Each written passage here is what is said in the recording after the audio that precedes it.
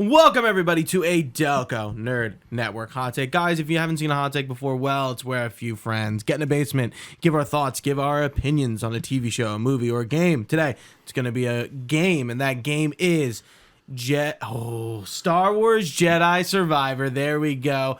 Of course, my name is Anthony Ragucci, and here with me, as always, he is no Jedi, but the Force is with him, Chris Trio. Gooch, how are you doing today? I am doing great. You want to know why, Trio? Why, Gooch? Hit me with it. Because DNN is going to be making an appearance at Too Many Games in the greater Philadelphia area. I will be there doing a panel. The title of the panel is Insert Game Here Remake.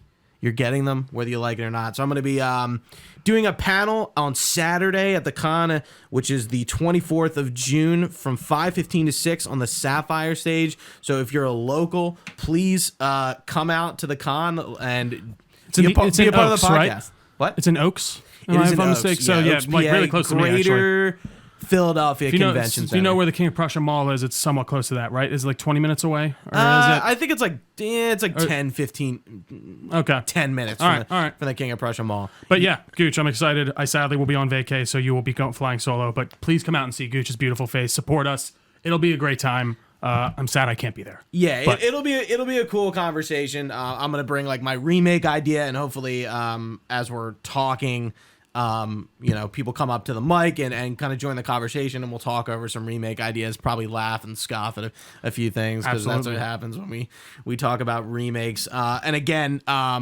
June 24th, 5:15 to 6 on that Saturday, the Sapphire stage. Too Many Games doesn't have their official panel stuff out yet, so I was like kind of hesitant to announce it, but like if anything changes, we'll let you know, and we'll be posting about it. Absolutely. When this podcast goes live that week, a lot, and then further on. So if something changes, we'll keep you informed. I will let you know. Yeah. But let's talk about the reason why we are here. Cal Kestis is on the run yet again from the Empire Scum Trio. How are you feeling? You survived. I survived. Many survivors in this game, actually, in fact.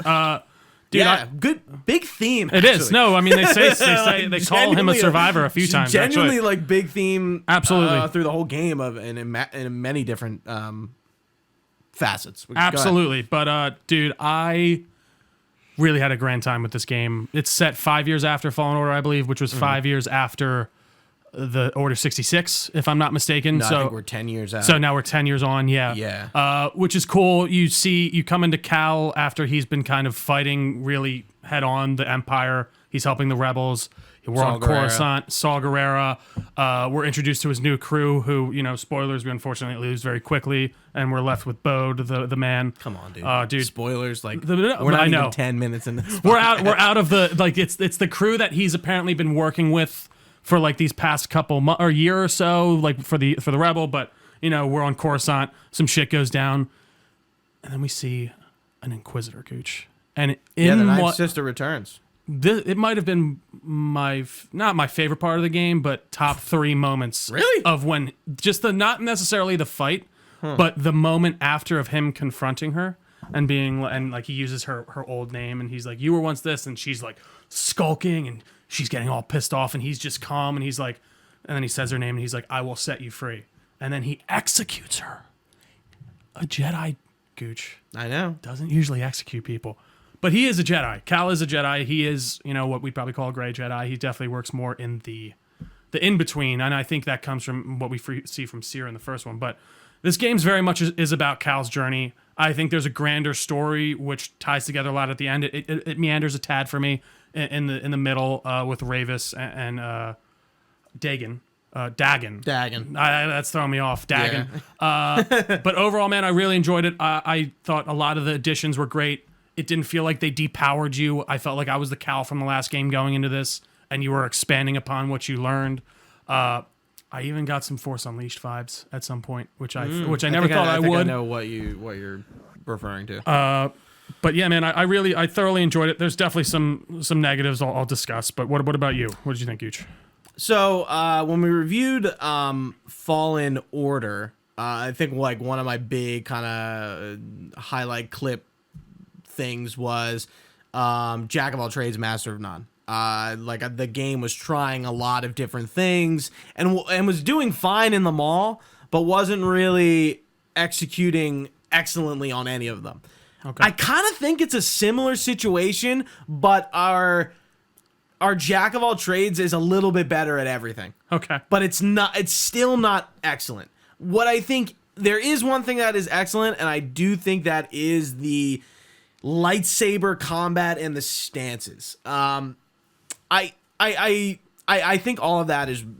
It seems like they mastered it. They fine-tuned it. Yeah, they mastered it. They know what they're doing. They added the cross guard, which was is Kylo Ren's lightsaber, which was really awesome to see. I know, I think any Star Wars fans wanted to get their hands on that kind of lightsaber just to use, so it was cool that they included it. And putting a different spin on it too, even because with Kylo Ren's, his isn't. His just has those ports to allow the extra energy to get out, whereas this one, it seems to make his lightsaber literally stronger. It's obviously like a claymore, which is interesting. But yeah, and then we have the blaster on top of our double-bladed, dual-wield, and single. It is kind of a lot to manage, and while juggling all of them, I found, again, this is me, my problem with RPGs, never really committing to one, trying to do everything. But I thought that was really good.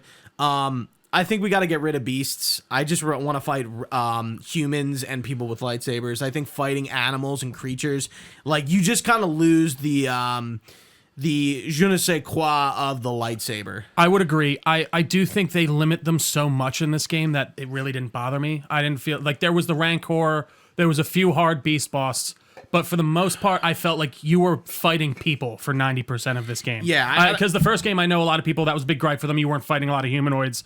Whereas I think they did do much better on that respect. I don't know what the fuck is the problem with Respawn with these beasts that are one shot. I really when I got to the thing from Bogano again, the frog, the spawn of whatever the fuck it is. Spawn of Bogdo. Yeah, and I'm like, Bogdo. My god, this fucking thing is back. And then you have to fight two of them later in I haven't found that one.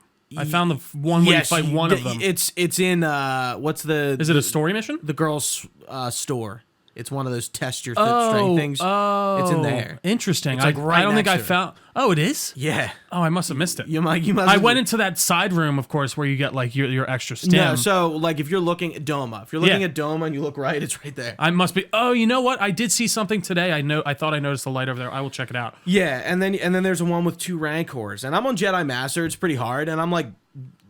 I put the difficulty down for both of those things and just the one spawn. I was like, this is fucking stupid. Yeah. I'm like, this isn't hard. This is just the boss. There's not enough room to fight these guys. And the boss just one-shots you, even in endgame, even in postgame. And I'm like, there's balance. Well, one-shots you with certain things. I would no, pretty much everything. No, because I know with the Rancor, if he swipes you, he takes you down a lot of it, but it doesn't kill you. It might as well one-shot you. Yeah, I will say it puts you I on didn't such a defense that you really. But that's the thing. Yeah, you have to be on the defensive, and I will say I didn't have to listen. I don't mean to toot my own horn, Gooch, but I didn't have to drop my difficulty once. It definitely took me a while to beat some of those. There was one Rancor I did cheese though. The first one I didn't, which was in the mine. There's a second one that you have to fight with down in another area. I don't think you've been there. We were talking about it earlier. It's where you run into a bunch of those bounty hunters as well with the lightsabers. Those were fun bosses. But yeah, I did cheese that because you could stand on top of this area and just swipe at the Rancor and you would just kill it. So I will say that. I gotta admit, I do like all the boss fights. We fight Dag and Gera a few times. Loved all those fights. Loved Ravis's fight. For sure. Loved a fight against another character we'll talk about who's a little spoilery. But sure. the main boss battles are fucking great. Yeah. And I don't remember that being a highlight of the first game. I thought they were good, but they weren't anything wild. Yeah. I agree. I think with this one, they give you a lot more to work with, especially in the way of force powers to really throw them off. Where you can crush them, you can lift them, you can push, you can actually pick up more things in the environment to throw at people, which I really enjoyed. They didn't do that much in the first game, which is something I didn't even didn't think about. You played Fallen Order recently, right? Yeah, right before this started, so it was like a month before, so I was pretty fresh on it. Right, yeah, I haven't played it since I 100%. So, and that's, I will say, I think that made it a lot easier jumping into Grandmaster too, because I kind of was, it's still definitely that same feeling of combat, but they just expanded There on is it. something about the controls that I think could be tighter. Really? In what like in the way of like? I think it's like utilizing the force powers like efficiently. I found difficult. Well, I will say the RB one to press A or Y to crush them. That one would kind of fuck with me. Right, I did have like to think about it, and I'm hesitating. I liked the mind trick introduction in this, that he uses it a lot for, there's certain story beats where you use it on people, but how you can kind of turn people to fight on your side and things like that. Mm-hmm. Yeah, I mean, overall, I think they did an amazing job on the combat. I will admit, though, I did not use the crossguard a ton. I did not use the blaster a ton. I really kind of stuck with the dual blade, because that for defensive, when you're blocking, especially blaster bolts, how you can like direct them all back if you click it at the right time, is great. And then dual wield is just so fucking powerful, especially when it came to a lot of the bosses for me. I really kind of favored that. And then crossguard, it just felt very slow. I couldn't find my rhythm with it. It's sadly. hard. Yeah, and it's then, a tough use. Blaster, it's an uncivilized weapon, Gooch, but we must do what we must in these times.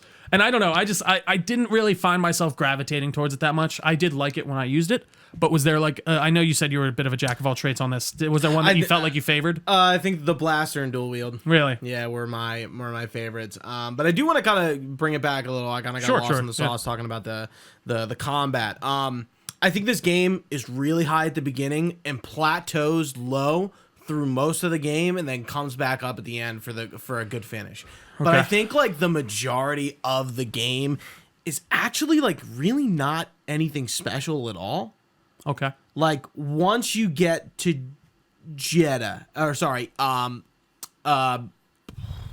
Kobo. Spoilers from here on out, just to let everyone know. Once you get to Kobo and you find out about Dagan Gera and who he is, and Shantari Kree and how they're High Republic Jedi, Dagan Gera is like a rogue Jedi. I wouldn't even call him a Sith. He's a dark Jedi, I guess, at this point. He's like, he's definitely fallen to the dark side. Right. I'll put it to you that way. Right. Yeah. So your main conflict is with him. And that was like surprising, but like once you start going after him and what he's looking for, the game goes down and just stays there until we get to the final the final twist, if you will. 2 hours of the game where it really ramps up again. But I was just like getting bored. Like the Jeddah level, I found like it's like a 6-hour level. It's so when you go to the Pilgrim's Path. That part, I did not feel like it went that long for me. I felt like took forever. I thoroughly enjoyed that part, to be honest. Especially that ending portion with the big kind of set piece. I really like that. I do like Marin. Most of the crew returns from the old one. Grease, Seer Junda, and Marin. And I kind of like the romance between Cal and Marin. It definitely wasn't implied in the first game, but like when you totally. By the way, I'm just saying. Oh yeah, that one point. Yeah. Anyways, continue. I like when they I don't know why I censored myself. When they reunite and you kind of feel it like instantly, but like it's like just there enough. I think it's like done pretty tastefully. It's done amazingly in my opinion. I don't know, Gooch. I'm definitely not. I agree with you in the middle. It does plateau. I don't think it dips. It plateaus for me, sure, a little bit, but I do think really the story here, it's not really about Ravis and Dagan. It's about Cal's growth and even not about our it is actually he's a bit more involved, but like that's kind of the plot driving Cal forward and this idea of finding Tanalorr, a place where he can build a Jedi temple that will not be touched by the Empire, and they're really setting themselves up to be. I like this. They're separating themselves so that they can do what they want. Oh yeah, you don't like the Jedi. Yeah, that's right. The Jedi must die. You would have agreed with Luke in episode 7. Yeah. I don't think it plateaus for me. I think it really is about Cal's journey and the Jedi he wants to become. And, even at the beginning when he's talking with Bode about he's like talking to him about Marin, and he's like, well, come on, we see what's going on there. He's like, no, I can't. He's like, I'm a Jedi. He's like, dude, fuck that. Like, let it go. Yeah. Like we're trying to we're survivors. He literally, I think, says that. We're like survivors. you need to, They're all survivors. You need to live for life or whatever. Like, and I thought that was really great. And the idea of what kind of, justice he's going to seek, and again, that moment with him at the beginning, I think is just so exemplary of where he's at, where he's like, he feels comfortable enough in his thought process as a Jedi to make those decisions to execute someone that he deems unsavable, but he's still trying to live in certain Jedi roots and he starts to break those, and he starts to realize that they are unrealistic, and he's trying to make his master proud. He's trying to make Seer proud. Excuse me. I don't know, man. I do think it's a beautiful, beautiful Jedi story. I sadly do agree with you, or not sadly, but I do agree with you that Dagan and Ravis are just kind of used to propel you there. I did enjoy Ravis, though. I thought the idea of the reason of his fall, and Gooch, I think I'd put this in Discord. I did not have on my Jedi Survivor bingo card that we were going to see a fucking crystal get bled by Dagan when you see Dagan, he gets out. Cal's telling him about what happened to the Jedi, and he takes his crystal out and he just starts pouring his hatred into it, and it just turns red. And it's a great moment. It's something I never would have thought I'd witness. I really liked Ravis. He reminded me of Grievous. Yeah. And I think that's why I liked him a lot. And I'm like, what? He was like a different alien race. A Gendai. Yeah. Is what they hadn't shown up since that original Clone Wars animation. But I'm sorry. Yeah, on the bikes. Yeah. I was like, oh, fuck, it's this guy. Yeah. It's one of these dudes. I thought his fight was really cool. I thought his character was really cool. And I thought it was really surprising. Like, holy shit, he's dead. We just killed him. Yeah.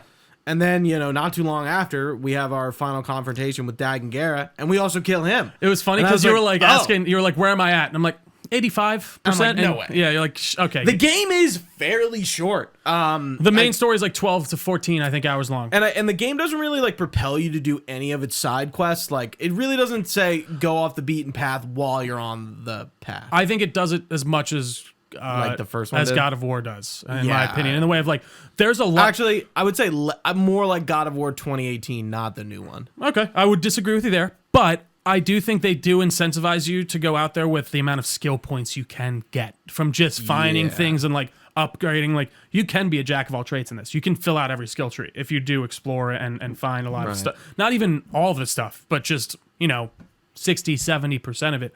You can be a fucking powerful fucking.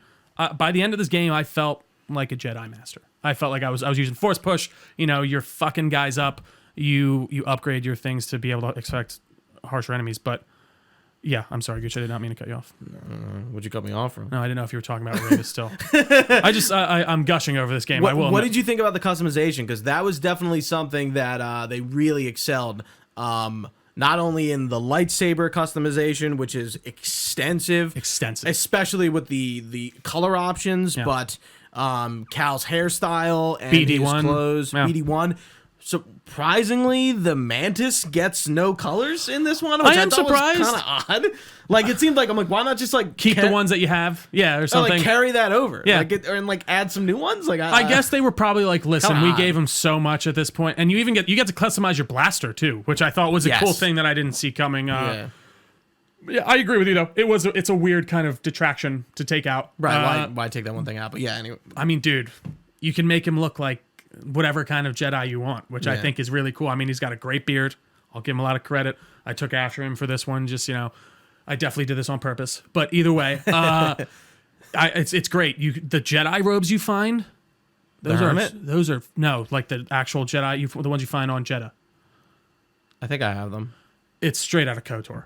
They're like the Knights of the Old Republic style, like really kind of plain Jedi robes. They look almost like ninja. Remember I posted that second outfit on Discord that was like, I think so, like the one with the yellow lightsaber when I was on Jeddah. That was like my favorite look. But I had like at the end I was wearing the commando outfit with the bun. I love that, dude.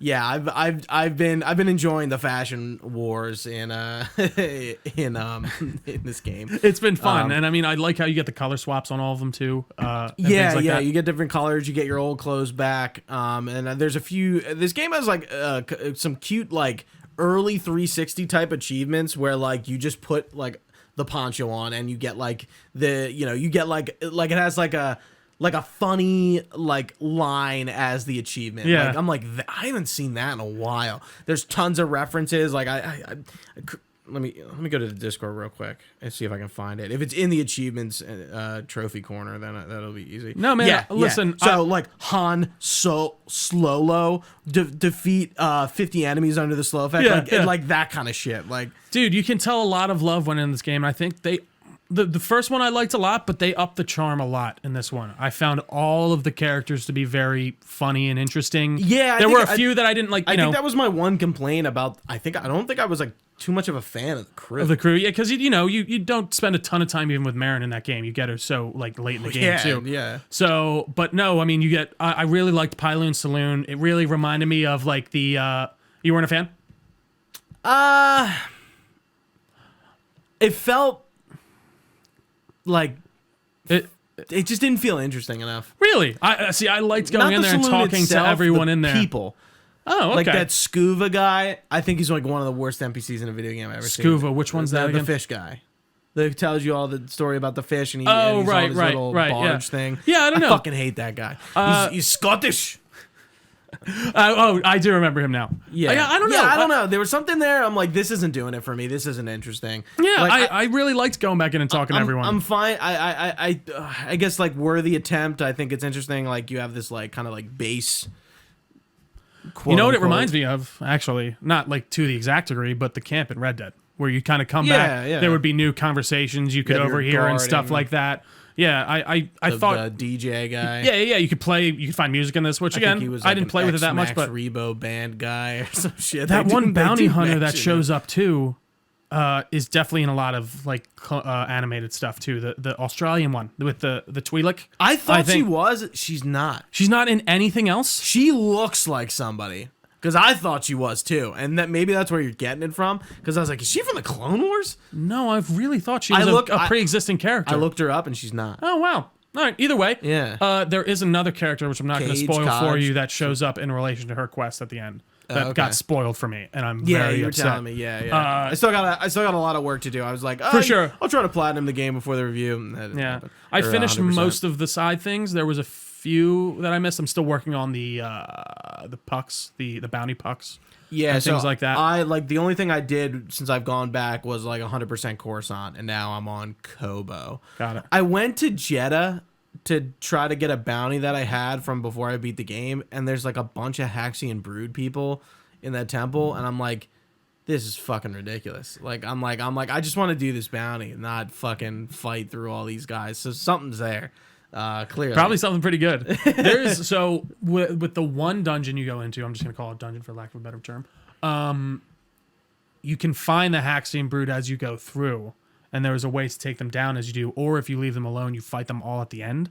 I got fucked up. Is this on Jeddah? It's on Kobo. It's like underneath the Pyloons. Actually, I think it's one of those areas. Yeah, Kobo I thought was fine. I will say the planets in this weren't as crazy as I wanted. Really lacking. I liked a few locations a lot. I liked the Imperial base we go to. I thought that was really cool. I wish it was more expansive. I wish we got a little bit more of Coruscant, personally. Mm-hmm. I like the idea of having this kind of hub world, but at the same time, I almost would have rather them maybe put more time into each different world rather than having Kobo be that kind of central main hub. Yeah. It's really Kobo and Jeddah that you spend most of your time for on. sure. And you go to where else? Shattered Moon, which is right outside of it. Yeah, which is like in the same, like you're really like in the same place like most of the game. Which canonically it does make sense. I mean, even he shouldn't be showing up on Coruscant. He get like the amount of people that would be there. He gets so fucked up so quick. It is cool that I think it makes sense in the way they did it, and he gets out. But yeah, you'd want to stay on the outer rim, especially like as a Jedi at this time when they're just really hunting you down. And I do want to talk about, unless there's anything before we can get to, but the seer stuff. Sure. Ooh, sorry. So there's a moment. This is where. Was there anything we wanted to discuss before the big twist? I'm trying to think. No, you can talk about cool. Seer. We haven't talked about Seer at all. So. No, yeah. So we see Seer in this. We get back to Jeddah, which is, we see that in actually get blown up in Rogue One. Obviously, that's where a lot of the Kyber crystals come from that the Jedi would get, and also that's where I'm pretty sure the Kyber crystals for the Death Star are from. From where? I'm sorry. From Jeddah. That's where a lot of Kyber crystals are mined. I think, if I'm remembering the story correctly. But we are there. We're on Jeddah. We get introduced back to Seer, and also we get a reveal which I really actually liked. Master Cordova was alive, and I was like, "Oh yeah, that makes sense, actually." And I was kind I of was annoyed like, that. whoa, I thought he died. Well, that's the thing. They never really said that he did. They never. Maybe just that he disappeared. Well, he knew it was coming. I think you talked to him for a second. He's like, "Well, I knew the purge was going to come, and no one would listen to me, so I just left. I went on the run." And then he happened to meet up with Seer, who is setting up a HQ for the Path, which is what you see in Obi-Wan, which is like what's the word for it? I guess something Underground railroad. Yeah, for Jedi, basically, for lack of a better term. And we get there, we're introduced to Seer. She's fully Jedi'd out. I actually really liked her look with all the tattoos. She's like more Jedi than she was before. Very monk, almost inspired. And it's really cool. She has a bit of the Jedi archive that she was able to recover there, which, I'm kind of like, how do you get that off the planet? But I don't care. I like it. I don't think it's like that. I guess they're transferring the data into that. She just has that whatever the fucking electric bookshelf is. the virtual bookshelf. And yeah, she's starting this whole path. She has this kind of, I don't want to say cult with her, but like this group of people that's what they are. That worship, that study Jedi, but they aren't Jedi themselves. They are very Zepho inspired. Their whole headdress and everything is the exact same shape. They did not bring the Zepho back at all. You think they like? Well, I think they closed that book pretty conclusively in the last game. There's really, and again, they are definitely inspired by the Zepho. Their whole headdress and everything look like they're like the aliens that they are. So we defeat Dagon. We defeat everyone. We're trying to get back to Tanalorr. We're having a nice bonfire night. Everyone's hanging out. Yeah. And Bode's just looking a little twitchy. And Cal, you have a great conversation about it. And he's like, "No, I'm just nervous about getting back to my daughter." Up to this point, do you like Bode? I fucking loved Bode. The companion. I did. I thought he was a really great introduction. He was genuine, at least for me. I felt like I didn't really get a read on him anyway until when we start getting to this part where he's like acting twitchy. I'm like, well, something's got to happen, and he's acting a little weird.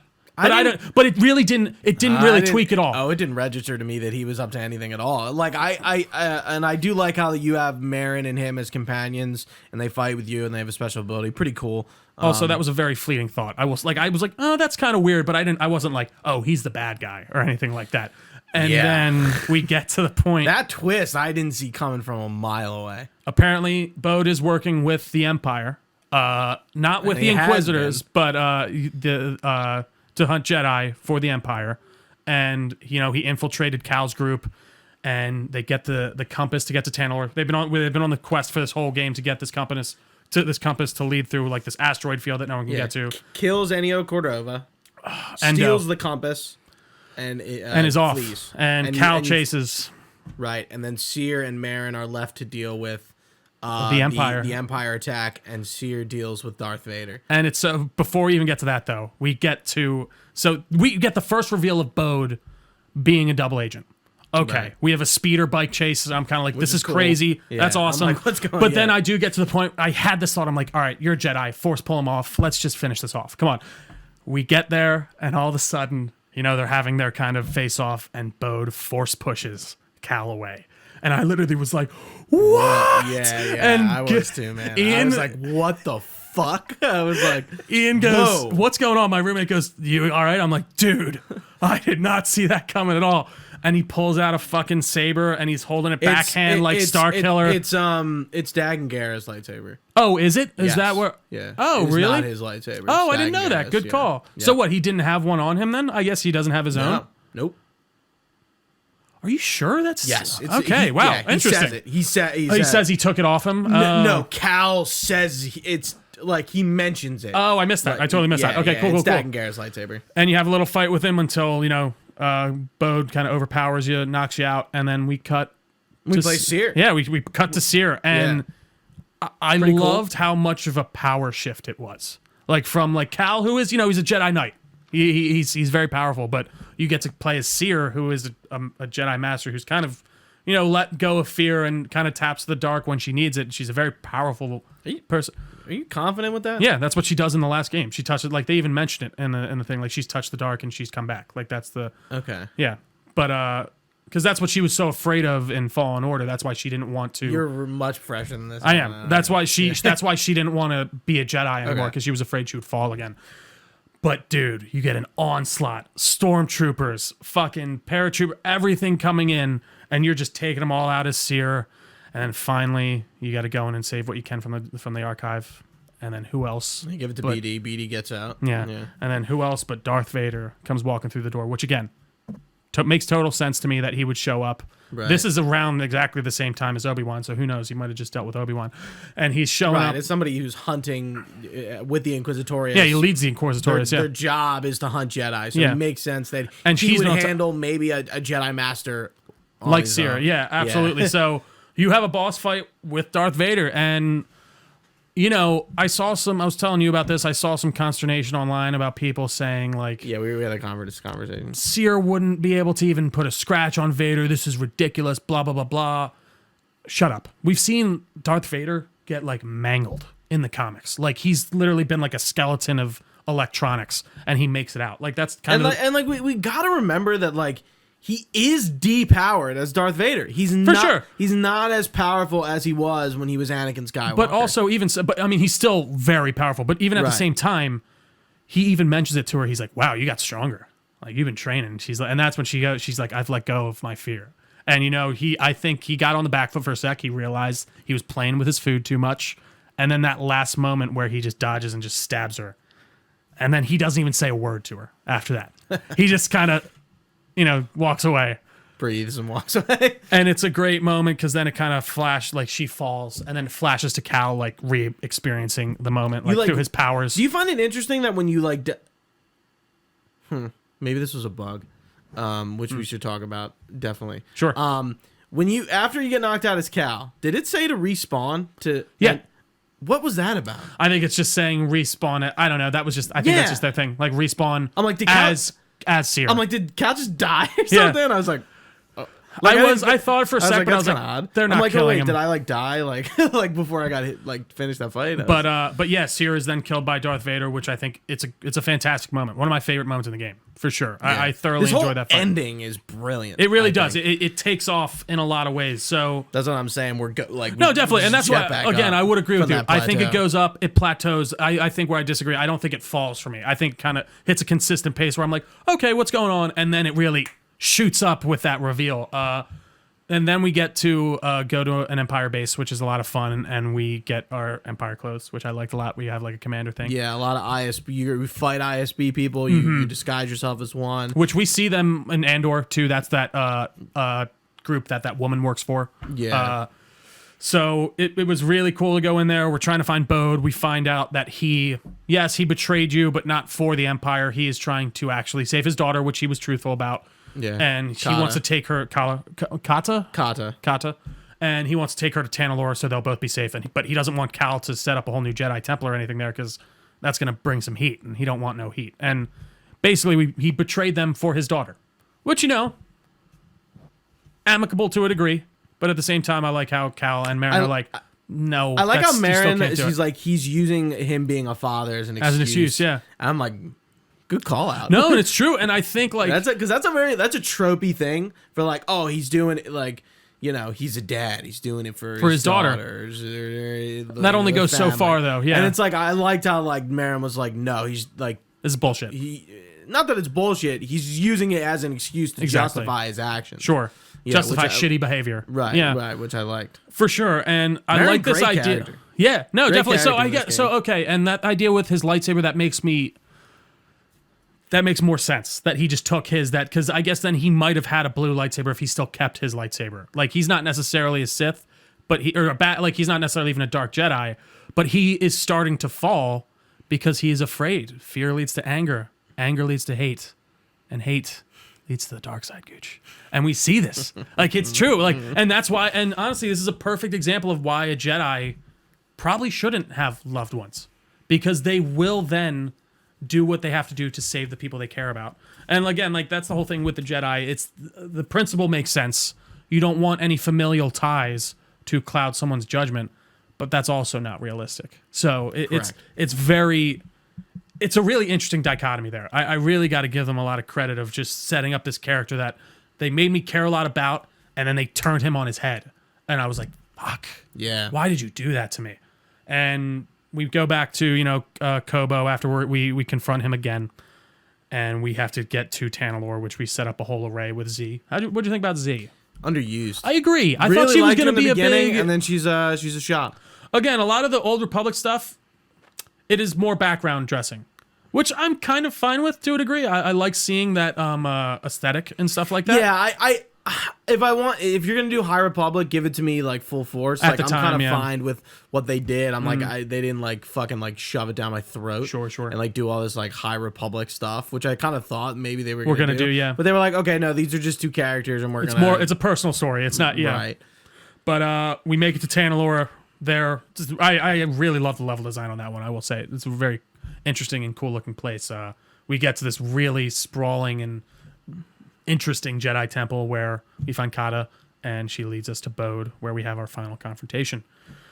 And Bode just can't let it go. Great fight. It's a great fight. I mean, it took me about an hour, I'd say. It definitely was tough. It was challenging. But you really had to use all your, at least for me, I used all my force powers. Ravis were the hardest fights in the game. You know, it's funny. I didn't realize his health even regenerated on that. When you guys said that on the second tier, Yeah. I was just getting fucked up, or I fucked him up the one time. I can't remember, but Yeah, you really had to put the pedal to the metal on him and keep it going down.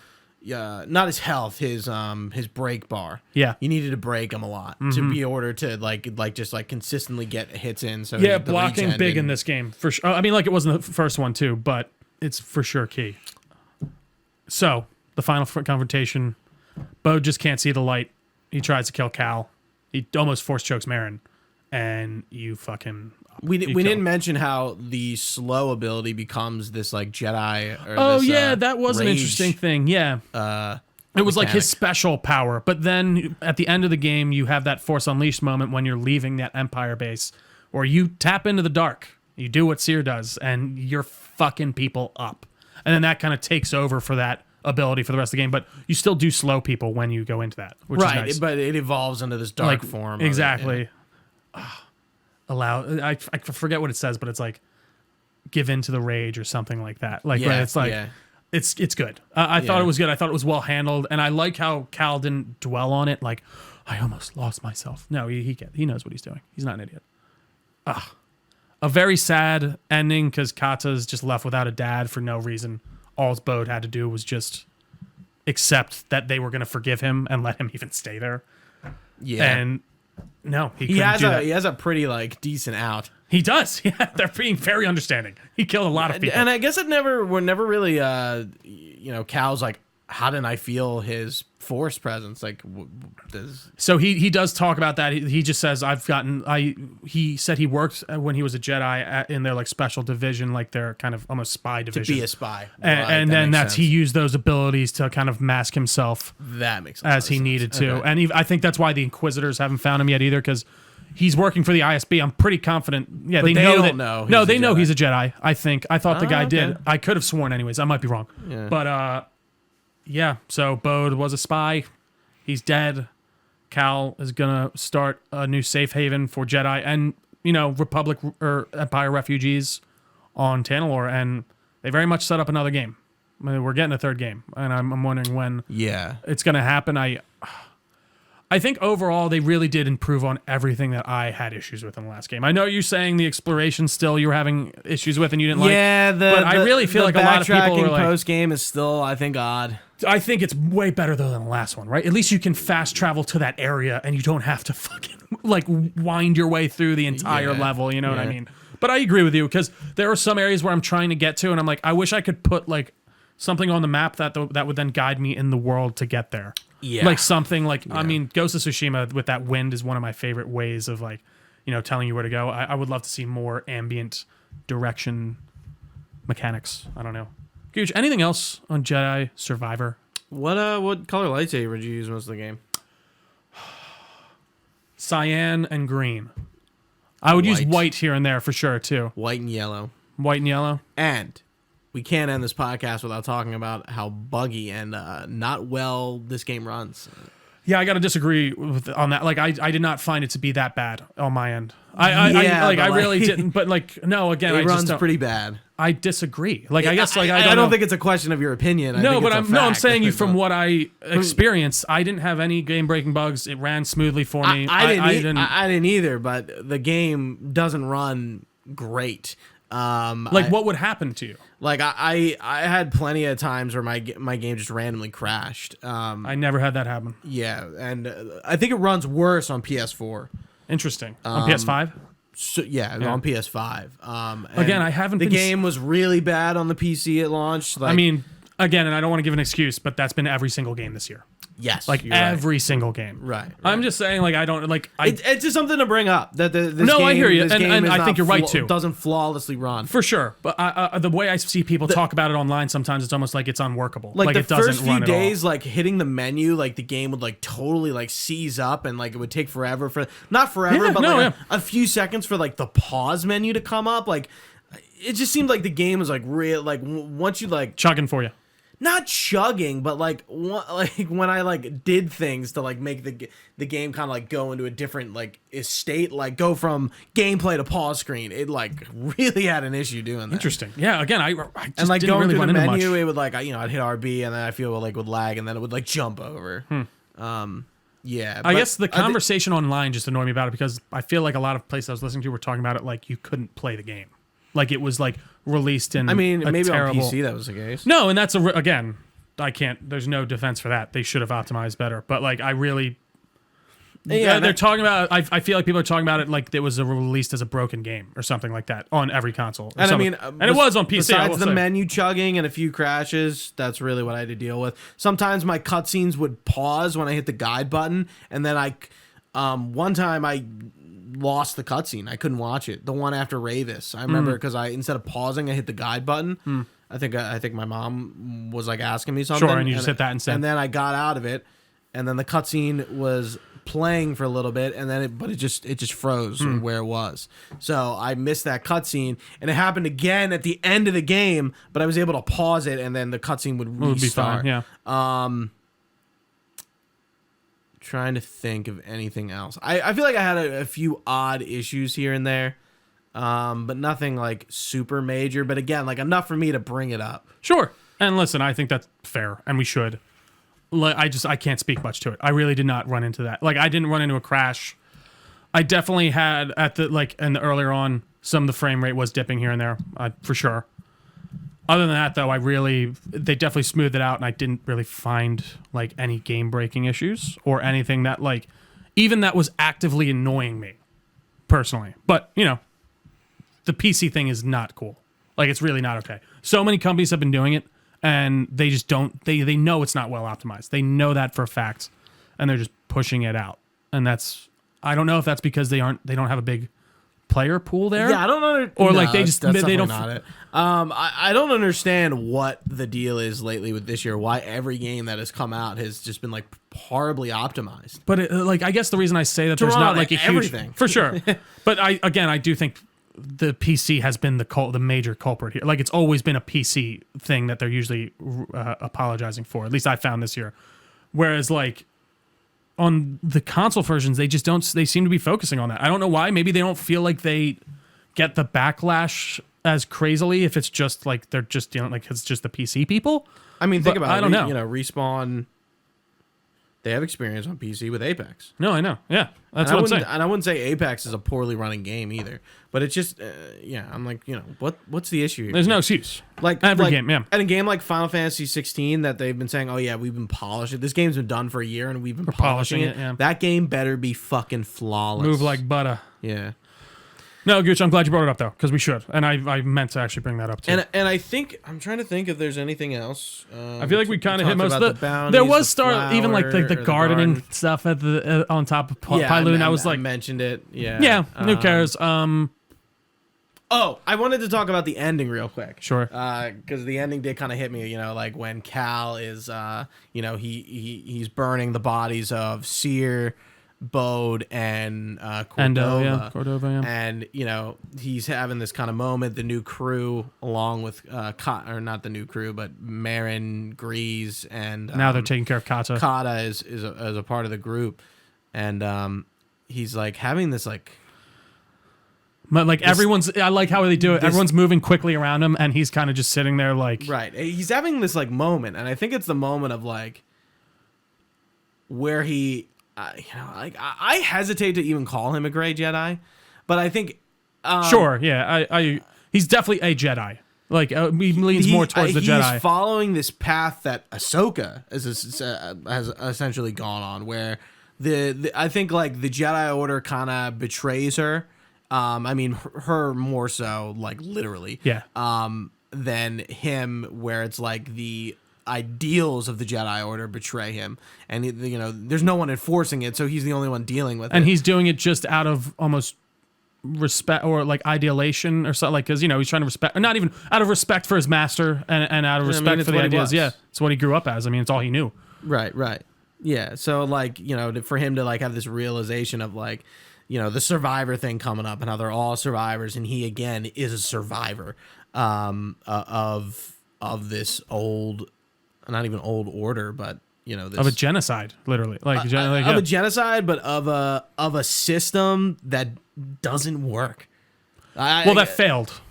It did work for a while, but then they got too, what's the word? They got too proud, and they couldn't see past like their own I could see ambition. like I would love to see Cal cast this in Ahsoka.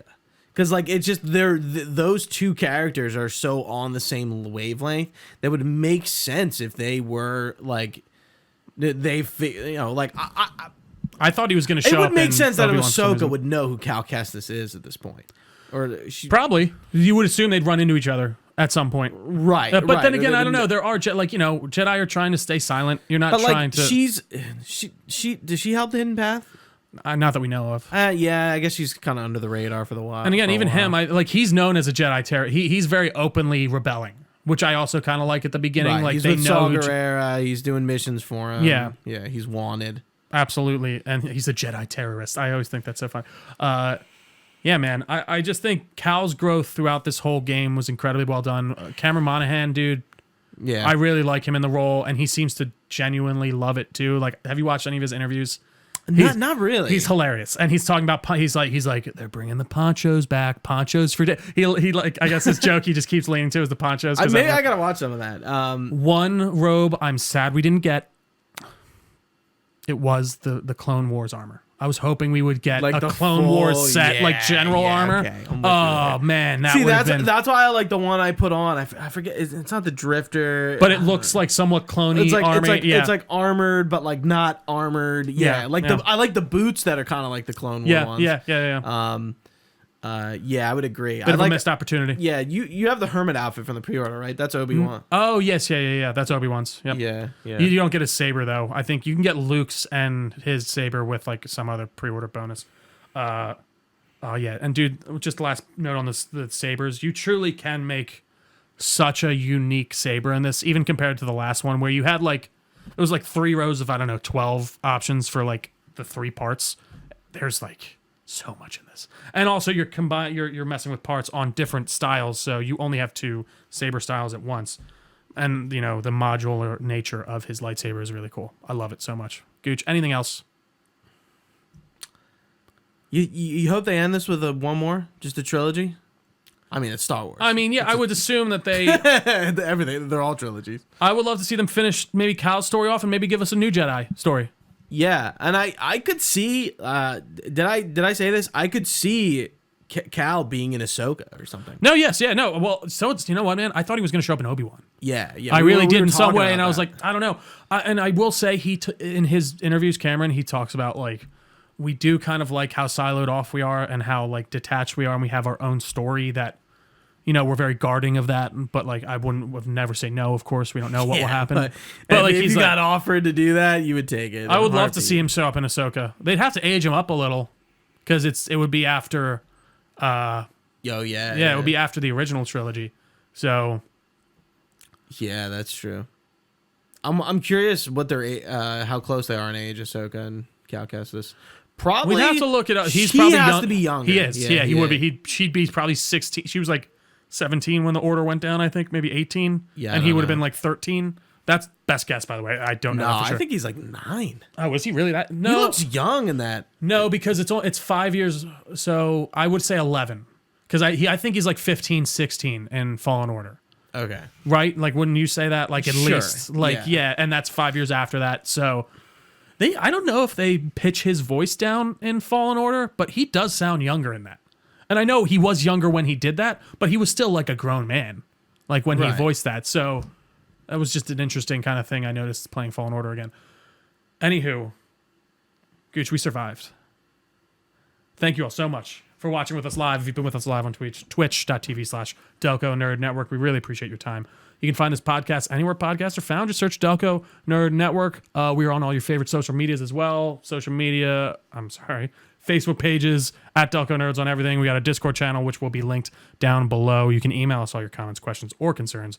DelcoNerds@gmail.com. We'd be happy to respond to you, but you can find all this information on our website, DelcoNerdNetwork.com. And please, if you could, like, subscribe, comment, tell a friend about us. It really goes a long way. Be sure to go check out Gooch at Too Many Games on the 24th at 5:15 to 6 on the Sapphire stage. Insert game here remake. You're getting them whether you like it or not. We'll see you there. Show them some love. I'll be there in spirit, of course. For Gooch, I've been Trio. Thanks for watching, guys. Stay nerdy, and we will see you next time.